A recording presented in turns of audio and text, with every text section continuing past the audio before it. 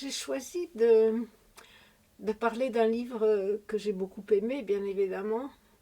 C'est un livre de Georg Conrad.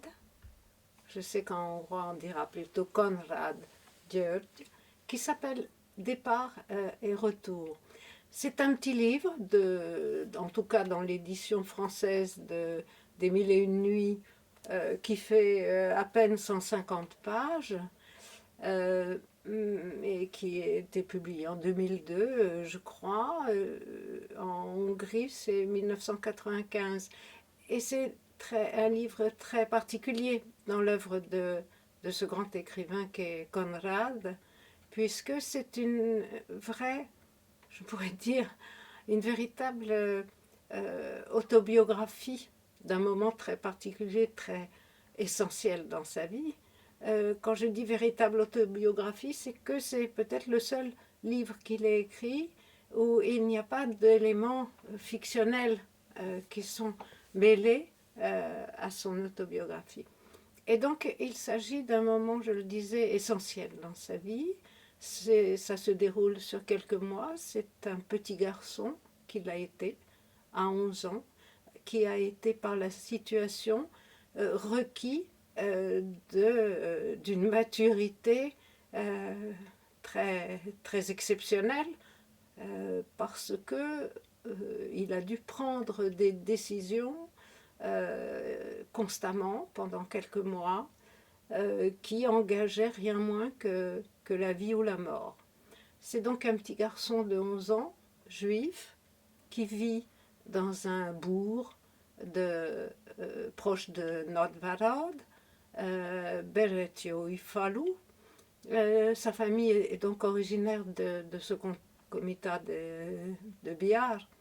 Et au moment de l'invasion par les Allemands en 1944, la situation des Juifs, bien évidemment, fait plus que se détériorer. C'est-à-dire qu'en quelques jours, on prépare la mise en ghetto et la déportation. Et ce petit garçon, les parents sont emportés et lui trouve les moyens de se rendre dans de la famille à Budapest. Donc ce livre est particulier dans son écriture parce qu'il est très, je dirais, sans dramatisation aucune. C'est une plume, comment on pourrait dire, précise, incisive plus exactement, qui est capable de faire des portraits en quelques traits, comme un dessinateur, et qui est capable aussi, en quelques mots, de donner des analyses d'une grande profondeur. Je veux juste citer une toute petite phrase. Il décrit la vie enfant dans son milieu familial, qui est un milieu de commerçants aisés dans le village. Et il dit, si je sentais bon la savonnette, après le bain, si je sentais bon la savonnette, c'était aussi parce que la bonne avait une odeur de bonne et le valet une odeur de valet. Et je trouve que cette phrase, elle est très forte. On voit tout de suite la structure de classe et on voit le regard de conscience qui est porté par l'auteur, mais aussi, on le verra, par le petit garçon. Alors, il y a une autre dimension qui me semble très très importante dans ce livre, dans ce petit livre qui est un grand livre en fait. C'est qu'il y a une portée documentaire sur l'époque, sur des choses très fortes et enfin très essentielles et très précises. J'en citerai deux seulement, parce que sinon je vais dépasser mon temps. C'est déjà fait, j'imagine. Peut-être.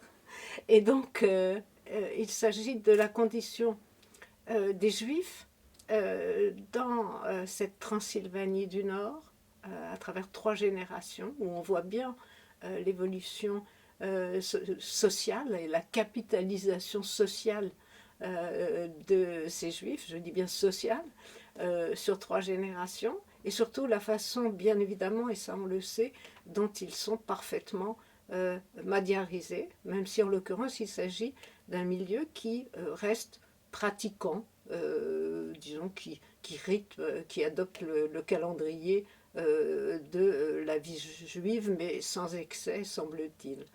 Un autre aspect documentaire qui est très fort, c'est que quand le garçon se retrouve à Budapest, d'abord dans de la famille, on a l'illustration de quelque chose de très important qui sont ces immeubles qu'on appelle à l'étoile jaune, où on a rassemblé tous les juifs et les chrétiens qui vivaient dans ces immeubles sont partis et il n'y avait plus que les juifs entre eux.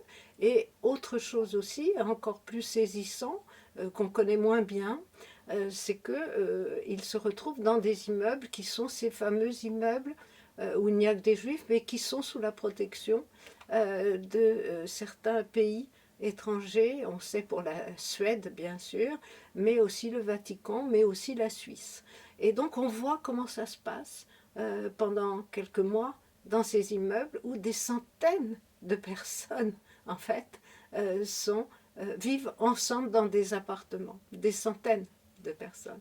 Et cette protection ne les protège pas malheureusement des incursions des Nielash, des fascistes qui ont pris le pouvoir dès le mois d'octobre 1944 et qui viennent de temps en temps prendre les gens au sein même des appartements ou dès qu'ils se déplacent devant la rue et les tuent soit dans la rue, soit envoient encore quelques derniers convois vers Auschwitz ou plus rapidement les tuent au bord du Danube comme on sait. Voilà, donc c'est un ouvrage qui a à la fois une qualité littéraire très forte et une qualité documentaire aussi très très importante.